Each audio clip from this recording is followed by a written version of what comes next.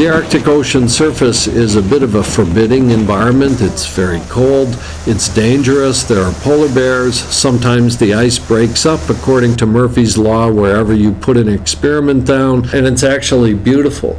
It looks barren if you're looking out over the ice, a very stark environment, but it's very rich with life.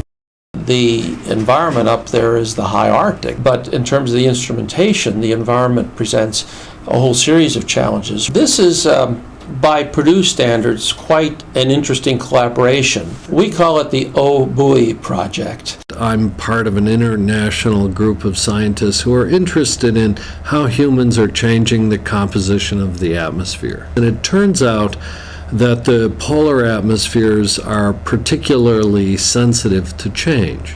So on the buoy, we're observing changes in ozone that are influenced by changes in sea ice, which are influenced by changes in CO2. The buoy is the result of a multi-institution collaboration.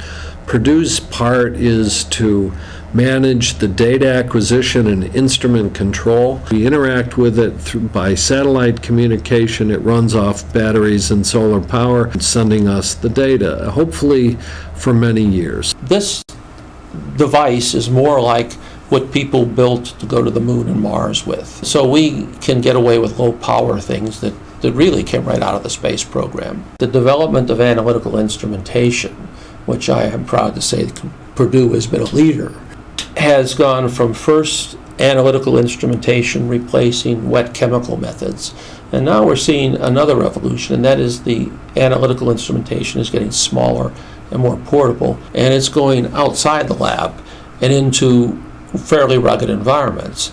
And there are probably 50 scientists involved from all over the world that will be using data from our prototype buoy. This technology is going to make some really interesting science possible. But the science has been driving this project at every step of the game.